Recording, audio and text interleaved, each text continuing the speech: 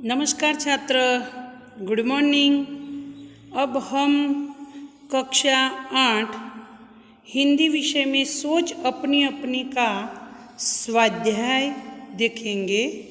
स्वाध्याय प्रश्न नंबर 1, उदाहरण के आधार पर उपसर्ग लगाकर शब्द पुनः लिखिए। छात्र, उपसर्ग किसे कहा जाता है? तो जिस शब्द के आगे कोई अक्षर या शब्द लगाने से उस शब्द का एक दूसरा नया शब्द बनता है, उसे उपसर्ग कहा जाता है। यहाँ उदाहरण के तौर पर हम देखते हैं कि भिन्न शब्द है और उनके आगे भी उपसर्ग लगाया है, जिससे विभिन्न शब्द बन जाता है।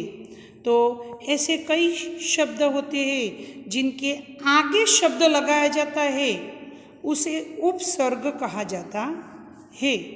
दूसरे शब्द देखते हैं। देश तो विदेश, पका अधपका, गम दुर्गम, योग प्रयोग, योग का वियोग भी बनाया जाता है।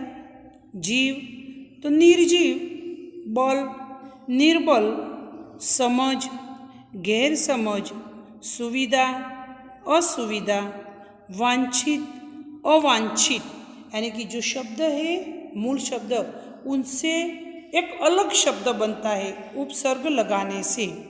तो इसी प्रकार हमें लिखना है।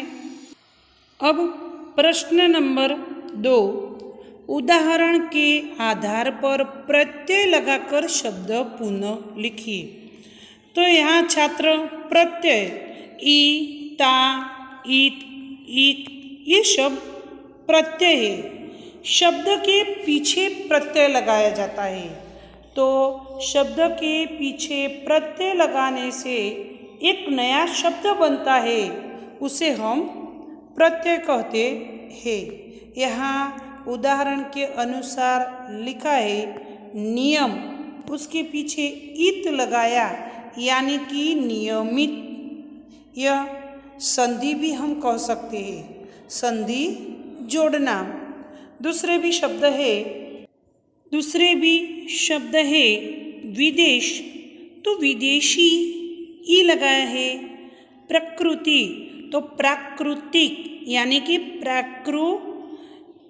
तिक यानी कि ईक। पुत्र तो पुत्री, यहाँ ई प्रत्यय लगाया है।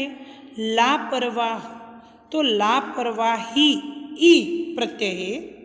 चंचलता तो चंचलता शब्द यानी कि चंचल शब्द है, और चंचल तो चंचलता। यंत्र तो यांत्रिक, मानव तो मानवता, हंस तो हंसी। प्रश्न नंबर 3, चित्र के आधार पर काव्य की रचना कीजिए। यानी कि यहाँ एक पहेली दी है और पहेली में जो अधूरी पंक्तियाँ हैं वो हमें पूर्ण करना है चित्र के आधार पर। तो घड़ी लगी दीवार पर, टिक टिक करती तू चलती है, समय बतलाती है सबको, दुनिया को गतिमान रखती है।